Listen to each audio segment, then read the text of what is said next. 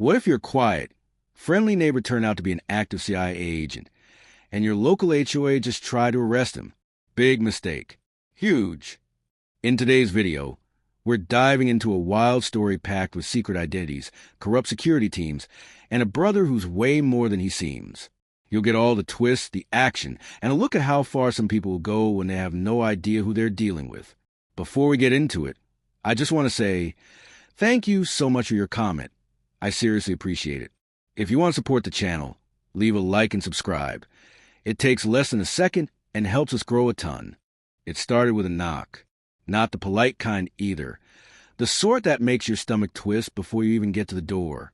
Sharp, measured, like someone tapping out Morse code with a fist. I glanced out the window and saw him. Khakis, aviator sunglasses, polo shirt so tight across the chest, it looked like it was auditioning for a cop show. On his hip, a black utility belt. Not a cop, just enough gear to suggest he wanted to be one. His shirt read Community Compliance Officer in bold white font. So, HOA. Of course. I almost laughed. We had 6 notices this month already. Trash cans visible from the street. Lawn 6 inches instead of 4. A non-standard mailbox flag. That one was my favorite. But today felt different. The man shifted his weight, tapping his fingers on a clipboard. Behind him stood 2 other men. They weren't HOA. They looked like mall security rejects. Bigger, bulkier, buzz cuts and tactical vests with nothing in the pockets. Trying to look intimidating. I called out, "Hey, Mark, someone's here for you." No answer. My brother was in the garage, or maybe out back training again. He liked to keep to himself. Kept his workouts intense, but quiet. The kind of discipline you didn't get from gym culture. The kind you got from the agency. Not that anyone in this neighborhood knew that. Not even me at first. I opened the door halfway, hand still on the frame. "Can I help you?" The HOA officer gave me a look that said he didn't want to talk to me. "Is Mark here?" "Maybe." "Why?" He smiled without his eyes. "We've got an active compliance violation and an enforcement order. He's been cited for failure to secure personal property and obstruction of visual harmony." I blinked. "Obstruction of what?" "Visual harmony," he repeated with bureaucratic pride. His back patio has visible gear. Canvas tarps, what appears to be a weapons locker, and a punching dummy. "Oh, no," I said deadpan. "Not a punching dummy." He didn't catch the sarcasm. "We're authorized to issue a citation and remove non-compliant object from the premises." One of the guards reached for the latch on the side gate. "You step into that yard," a voice said behind me, "and I promise you'll regret it." Mark stood in the hallway now, barefoot, wearing a plain black t-shirt and cargo pants. His face was unreadable. Calm, cold. He didn't raise his voice. Didn't need to. The HOA guy puffed up. "Sir, I'm going to need you to comply with this order." Mark stepped forward slowly. "You're not law enforcement. You're not even bonded security. You're trespassing." He locked eyes with the guard. "Touch that gate, and you'll be lucky to walk away with your kneecaps." "Are you threatening me?" The officer snapped. Mark tilted his head, like he was watching a kid throw punches in slow motion. "I'm informing you of the consequences of illegal entry," he said, tone clipped. "You're in violation of Title 18, Section 241, Conspiracy Against Rights. And if you keep pushing this, you'll be talking to federal agents, not a neighborhood board." I'd seen that look before. Once, at a gas station, when a drunk guy got too close to an elderly woman. Mark had said 3 words, and the guy backed off like he'd seen a ghost. But the HOA guy didn't flinch. He was too deep into whatever power trip this job gave him. "I'll give you one last chance," he said, hand dropping near a holstered taser. "Comply with the removal notice, or you'll be detained for interference." I saw Mark's fingers twitch. Just slightly. A flex, a shift, like his body was already calculating angles and impact. He sighed. "You don't want to do this." The guard stepped toward the gate, and Mark moved. Fast. Too fast to follow. One moment he was beside me. The next, the guard's arm was twisted behind his back, face pinned against the side of the garage. No wasted movement, like he was folding laundry. The other guard reached for something. Mark swept his leg, dropped it with a controlled strike to the thigh that left the guy crumpled like a broken tent. The HOA officer scrambled backward, reaching for his belt. His hand landed on a compact handgun holstered under his jacket. "Don't," Mark warned. The man hesitated, but ego won. He drew. I didn't even see Mark move, just heard the clatter of metal on concrete as the pistol spun away. The officer was on the ground a moment later, gasping, clutching his wrist. Mark stood over him. Calm, balanced, breathing slow. "Guns unregistered," Mark said, nudging it with his foot. "And you're not licensed to carry on private property in this state." He looked down at him. "But don't worry. I won't press charges." The man looked up, face red with fury and fear. "Who the hell are you?" he spat. Mark leaned in. "I'm the reason you don't knock on random doors with a gun," he said, then added almost kindly, "Next time, file a complaint like everyone else." He turned and walked inside. I stood there in the doorway, blinking, as the HOA guys limped away like a cartoon team that just got an anvil dropped on them. The neighborhood had no idea what just happened, but I did, and I had a feeling this was just the beginning. I closed the door slowly, like I was afraid to disturb the air that had suddenly gone still. "Mark," I said, not even sure what came after that. He was already in the kitchen, pouring himself a glass of water, like nothing had happened. "Don't," he said calmly. "Don't ask. You just disarmed a guy in 2 seconds flat." 3. He hesitated. "That's not Mark. That's not normal." He took a sip of water, leaned against the counter, and looked at me for the first time. "That's the idea." There was a long pause. I walked over, still shaken. "You want to tell me what that was? Who you are? I'm your brother. Don't give me that Zen monk crap. I saw what you did out there. You took down 2 armed guys like it was recess." Mark exhaled, set his glass down gently. "You remember how I said I used to work in logistics?" "Yeah." I lied. I sat down. He pulled a chair across from me, slowly. "I've been with the agency for 17 years. Covert field operations, mostly counter intel. I left active duty last year." I blinked. "CIA." He nodded. "Retired?" He hesitated. "Not exactly." "What does not exactly mean?" "It means I'm technically on inactive status, but they can call me up if they need something off the books." "Oh my God." "You always wondered why I showed up with just a duffel bag and never left," he said. "Now you know. This neighborhood's quiet. Too quiet. That's why I picked it." "You picked it?" He nodded again. "It's a surveillance zone. A red zone." "Wait. So you're not just hiding out? This is part of a what? A mission?" "Let's call it preventative observation." I stared at him. "Is anyone in this neighborhood real?" He smiled. "You're real. That's why I moved in next to you." I leaned back in the chair and let out a low whistle. "What happens now?" "Well, best case, they crawl back to their HOA bunker and pretend the day didn't happen. And worst case, he stood up, walked to the window, and pulled the curtain aside just a hair. They come back with reinforcements, but not HOA guys. Security contractors? No, he said. Civilians who think they're contractors. Wannabes with gear from Army surplus, and egos twice the size of their brains. What do we do? He didn't answer right away.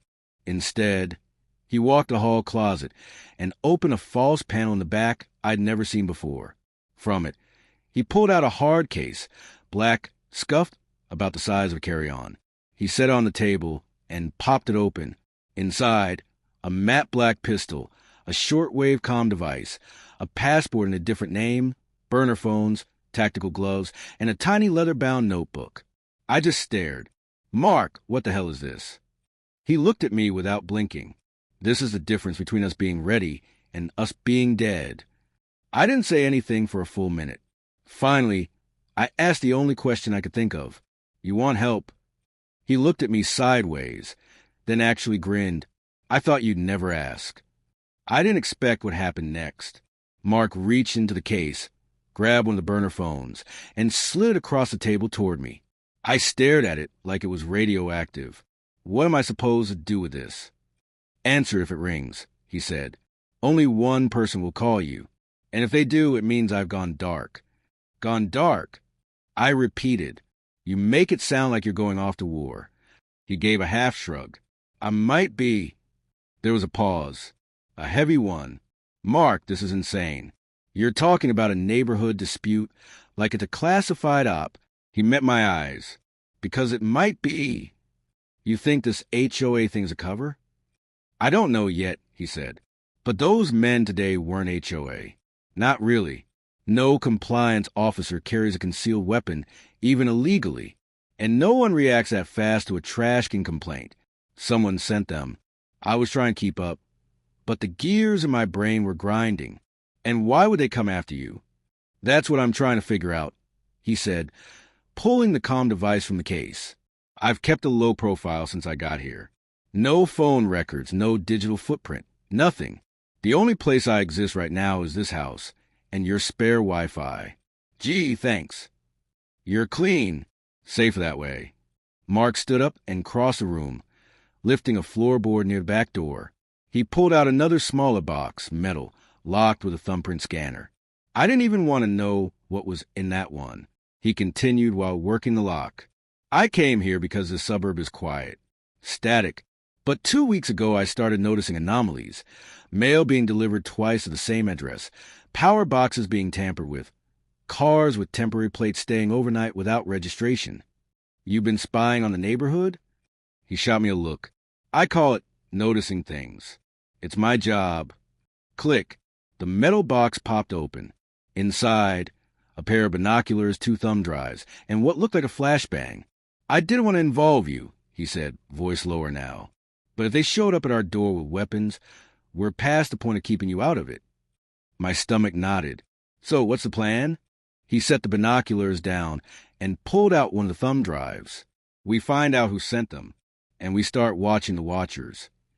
By the next morning, the HOA had gone radio silent. No follow-up notice. No visits. Not even a strongly worded email about the trauma their compliance team had endured, which, of course, made it worse. The calm after the storm always creeps up when something big is coming. The kind of quiet where dogs bark at nothing and neighbors mow their lawn like they're being watched. Mark spent most of the day in the garage, door closed, music on low, tools clinking faintly through the wall. He was building something, but I didn't ask what. Instead, I kept an eye on the street. Around 4 p.m., a white SUV rolled by. New model. No plates. Drove slowly past the house, circled the cul-de-sac once, then parked 3 houses down. Nobody got out. I snapped a photo from the upstairs window and texted it to Mark. He appeared next to me 5 minutes later, silent as a ghost. That's the 3rd one today, he said. Same SUV? Same model. Different color. Same no plates. So what do we do? He looked at me. You want to play recon? Yeah, I think I do. Mark smiled again, barely, but enough to know he was serious. 15 minutes later, we were out the back fence and through the green belt behind the houses. He handed me a pair of cheap binoculars. Act like a bored neighbor. Curious, but harmless. People expect nosy in the suburbs. And you? He pulled on a hoodie and adjusted the low-profile earpiece in his right ear. They won't see me. From a distance, I watched him circle the SUV.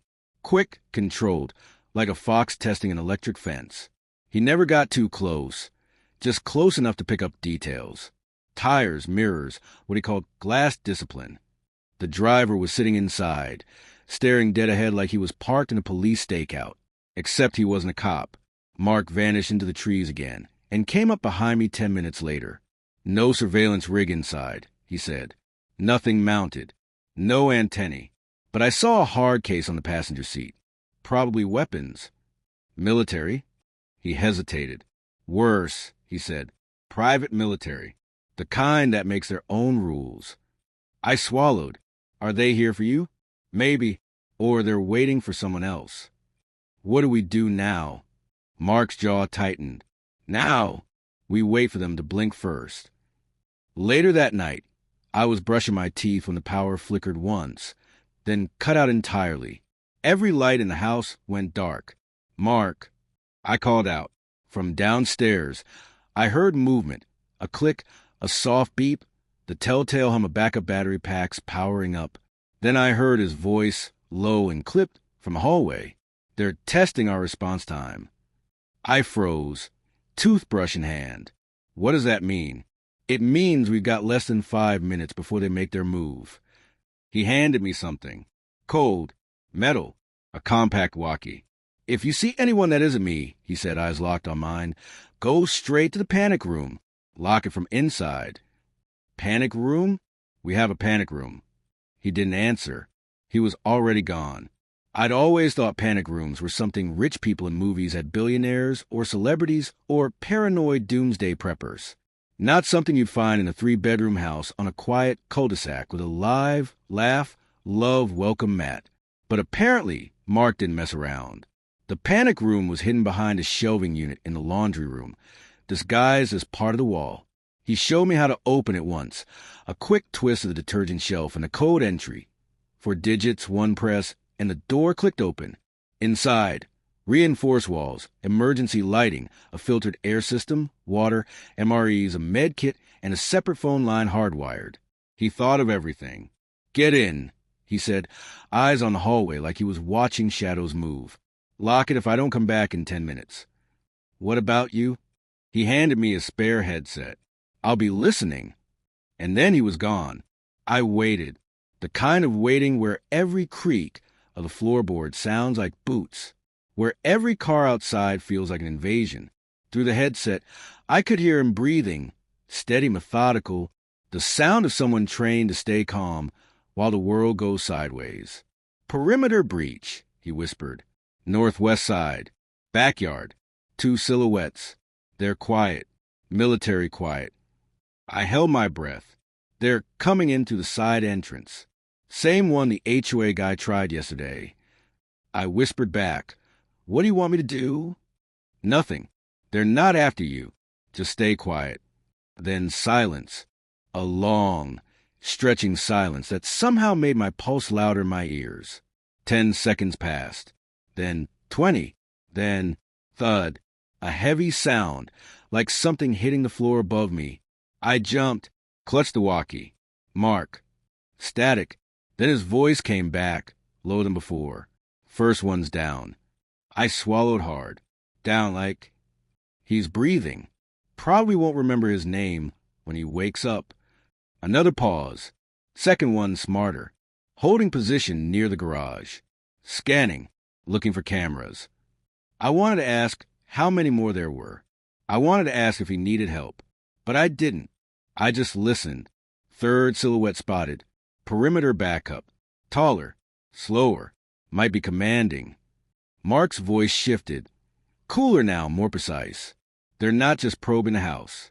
They're mapping it. Looking for weaknesses. This isn't random.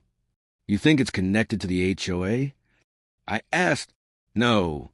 The HOA was the smokescreen. These guys are the fire. I could hear footsteps. His moving through the hall, floorboards creaking just enough to tell me he was being deliberate. "Window breach," he whispered. "Rear side. Glass cutter used. Silent entry." I leaned forward in the panic room, barely breathing. They're coming inside. What happened next was fast. Through the headset, I heard the faint crack of movement, a shuffle, then a short grunt, like a surprise breath getting knocked out of someone. Then something hit the floor hard. "Second one's down," Mark said, breathing harder now. "Last one smart. He's pulling back." "What do you want me to do?" Still nothing. "I've got him." I heard a door open in the background, then the faint slam of metal. Mark's voice returned, sharp this time. "Don't move."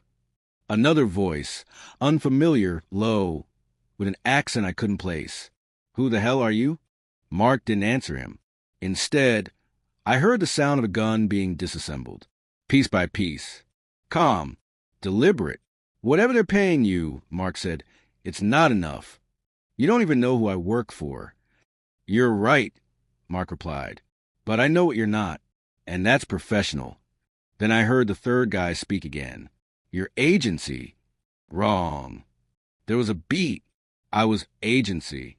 Now I'm just the guy who lives next door. Then silence. A moment later, a body hit the ground. 10 minutes passed. Then the walkie crackled. Clear, Mark said. I opened the panic room door slowly, heart still pounding.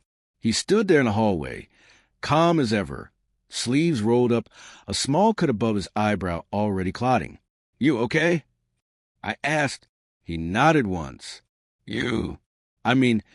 Aside from the part where 3 guys just broke into my house like it's Call of Duty? Yeah, peachy. Mark allowed himself the faintest smile. They'll sleep it off. I didn't kill anyone. Gee, what restraint. He wiped his hands on a towel, then walked back into the kitchen. Who were they? Not HOA, not law enforcement. They were too good for that, but not good enough. Gear didn't match. Coordination was sloppy. Whoever hired them wasn't expecting resistance. I followed him. So what now? You call your agency buddies? Clean it up? He looked at me, something flickering in his eyes. I don't call them, he said. That's how we know how deep this goes. By 2 a.m., the bodies were gone. Not dead, just relocated. Mark called in a favor from someone he referred to only as Manny, a voice on the phone that said nothing except address confirmed and 3-hour window. They'd wake up groggy, tied to a bench in a bus station 80 miles from here with no weapons, no memory of the past few hours, and just enough plausible deniability to convince themselves it was a dream or a failed job. Mark cleaned the house like it was just another Tuesday. I sat on the couch, still trying to wrap my head around the night. You're not retired, I finally said. Are you? He shook his head once. They call it inactive reserve, he said. They pulled me off duty when a mission went sideways in Istanbul. But I never stopped watching. And this neighborhood? He looked around. It was supposed to be quiet, a place to breathe. He turned to me. But tonight, that wasn't a coincidence. Someone burned my cover. Someone wants me out. A long pause stretched between us. So I asked, what are you going to do? Mark walked to the window, peered out into the dark, then smiled faintly. I'm going to mow the lawn tomorrow. Morning came slow. The neighborhood looked the same. Neatly trimmed hedges, sprinklers ticking, sun bouncing off windshields like the world hadn't almost turned into a battlefield 6 hours ago. Kids waited for the bus like normal. One of the HOA ladies jogged by with her labradoodle, waving like everything was fine. But inside, everything was different. Mark was already outside mowing the lawn, like he said he would. The exact kind of nothing to see here behavior someone trained in misdirection would use after disposing of 3 armed intruders the night before. Me? I was standing at the kitchen window, sipping coffee and wondering if I'd lost my mind or just crossed over into his. Morning, Mark said as he came inside, wiping sweat from his brow. You sleep? Did you? He smirked. 4 hours. That's a nap in my world. I watched him cross the room like he hadn't just casually buried a war zone under the turf of suburbia. So what's the play now? I asked. We wait, he said. For what? More armed HOA goons. For the people behind them to realize they messed up. And when they do, he smiled. A slow, dangerous smile. Then we introduce ourselves properly. By noon, the first sign came. A letter. No return address. Hand-delivered. Slipped on the front door like an invitation to a fight. I picked it up carefully and called out, Mark, we've got mail. He was already halfway down the stairs when I turned. The envelope was plain, no postage. Thick paper, heavy stock. Too expensive for anyone in the HOA to be casually sending out. Mark opened it slowly like it might explode. Inside, a single sheet of paper. Typed, we know who you are. You have 48 hours to vacate the premises. This is your only warning. That was it. No name. No signature. Just a deadline. Mark held it up to the light. No watermark. No fibers. Nothing traceable. Printer ink standard. It's clean. Too clean. I asked. He nodded. This was meant to intimidate, not track. And it's working, I muttered. He folded the paper neatly and placed it on the table, like it was a dinner menu.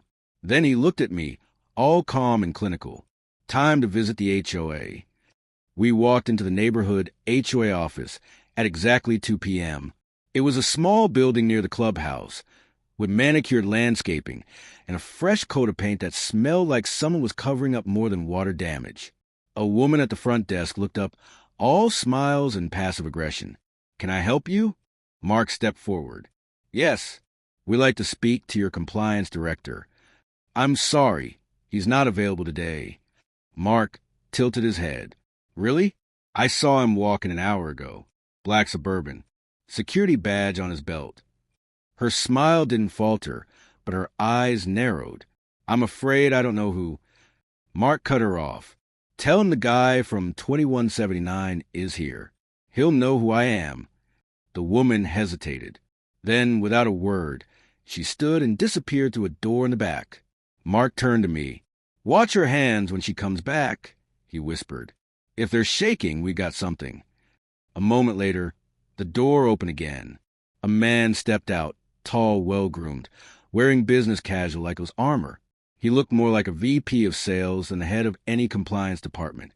His eyes locked on Mark, and for a brief second, I saw something flicker.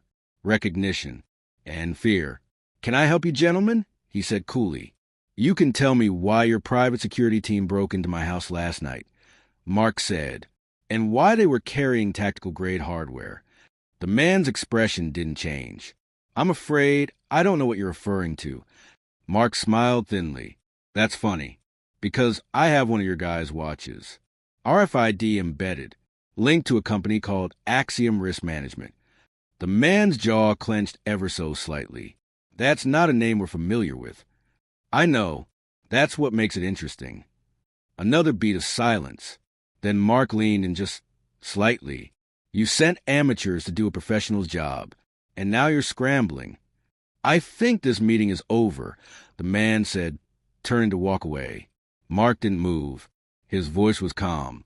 "I see. You've got 48 hours, he said, just like your note said. The man froze mid-step. "You think you're scaring me?" he asked. "No," Mark said, stepping closer. "I think I already did." We walked out of the building without another word. I turned to him as we hit the sidewalk. "Okay, that was intense." "They're bluffing," he said. "They expected to scare me off, not walk through the front door. So what happens now?" Mark pulled on his sunglasses, eyes scanning the street. "Now we give them a reason to really be afraid." Back at the house, Mark pulled out one of the thumb's drives from his case, plugged it into his off-the-grid laptop, and booted a program I'd never seen before. Lines of code filled the screen. Then a map of the neighborhood appeared, GPS coordinates, cell tower pings, something that looked like signal tracing. "What is that?" I asked. "Digital fencing," he said. "Every time a phone pings a tower near this block, I get a timestamp. When someone lingers too long, we tag it, like baiting a hook." He pointed to a blinking red dot on the screen. "Someone's watching from the golf course parking lot. Been there 2 hours. You gonna go talk to them?" He looked up and grinned. "I'm gonna go say hi. You picked the wrong house." The parking lot behind the golf course was mostly empty this time of day. A few straggler cars, one lonely maintenance truck, and the vehicle Mark was already zeroing in on, a matte gray sedan parked perfectly between two lines, windows tinted just enough to be legal, just enough to be suspicious. From a distance, I saw him circle around casually, pretending to scroll his phone. Just a guy out for a walk. A neighbor. Harmless. Except he wasn't. He moved with a kind of stillness that screamed discipline. Every step controlled. Every angle planned. I knew the look on his face without even seeing it. Cold, locked in, predatory calm. He made it to the passenger side of the car and paused. Then, like he'd done 100 times before, he rapped once hard. On the window. The driver flinched. Dead giveaway.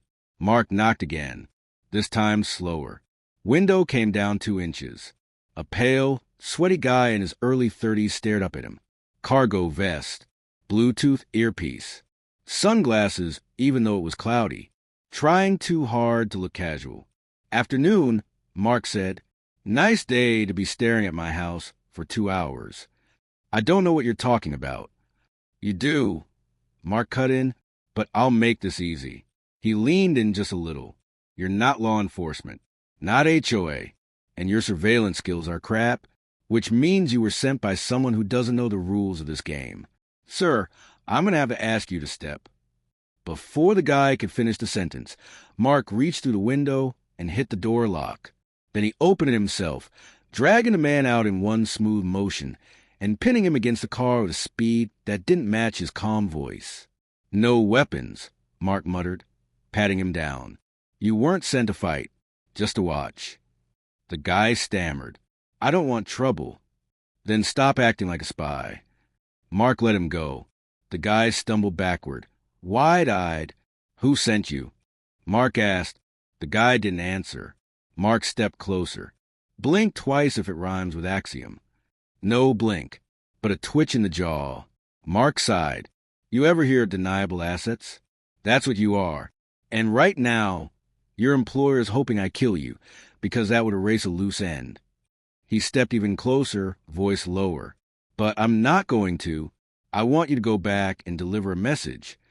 The guy nodded quickly. "Why, yeah, sure." Mark leaned in. "You tell them, next time they want to watch my house, send someone who doesn't sweat through a shirt. And make sure he brings a coffee, black, no sugar." The guy scrambled back into his car and sped off like his life depended on it. Maybe it did. Mark turned and walked back like it was just another Tuesday. Back at the house, I stared at him like he was something from another planet. "You don't even flinch," I said. "Like, ever." He sat on the counter and poured himself a drink. "That's the trick," he said. "Flinching gets you killed." "So what now? You think that guy actually works for this Axiom crew?" Mark nodded. "Low-level runner. Could have been a subcontractor. But yeah, he's part of it." "And who is Axiom?" Mark exhaled through his nose. "Private intelligence. Grew out of a failed CIA contractor project.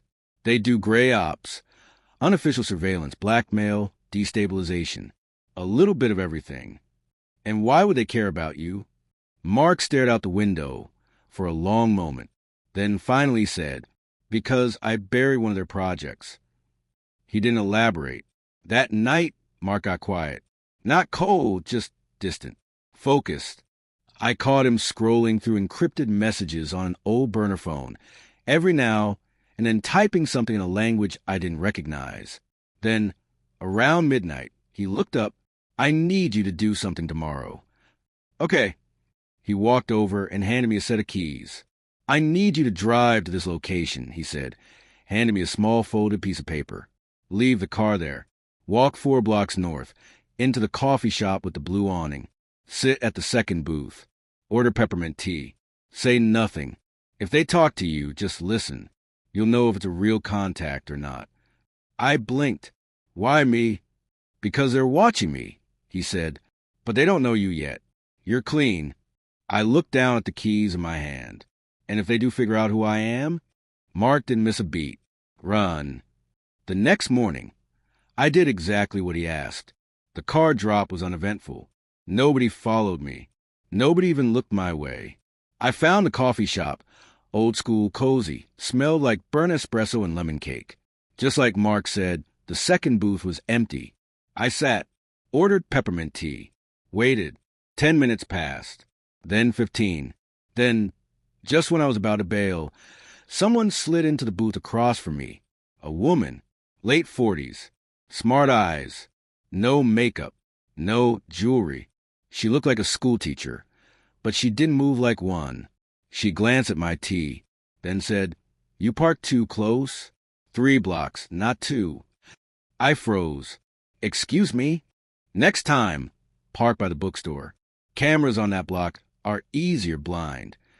"You're the contact?" I asked. She gave the faintest smile. "Let's just say I'm someone who doesn't want to see Axiom finish what they started." I leaned in. "So what did they start?"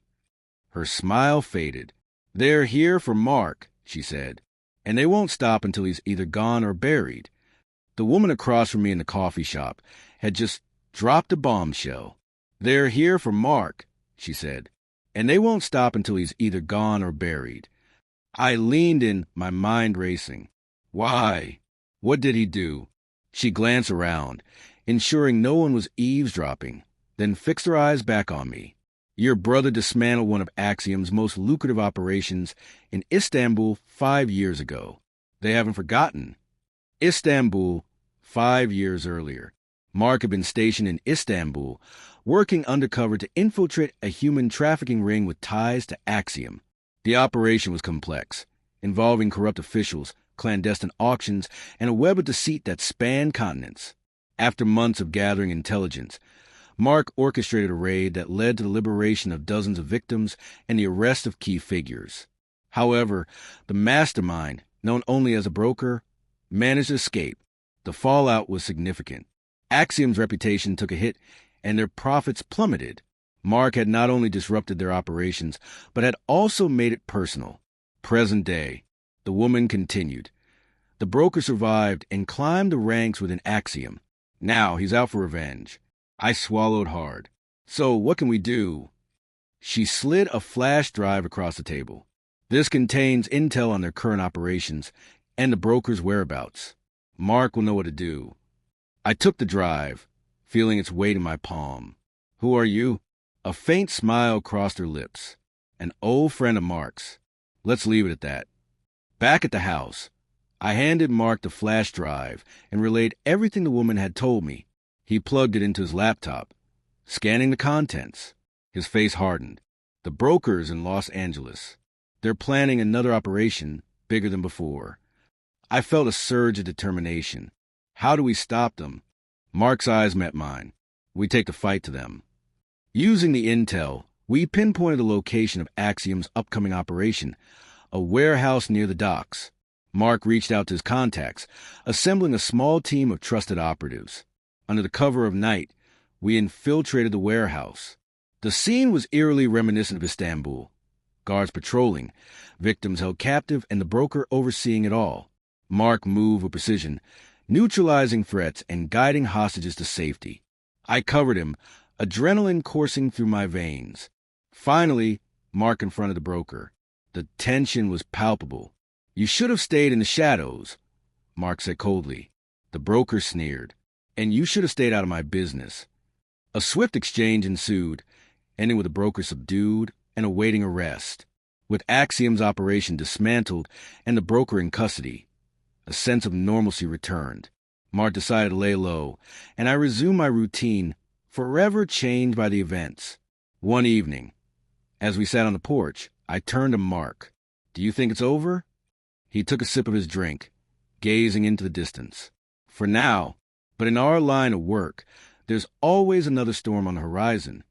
I nodded, understanding that while this chapter had ended, the story was far from over.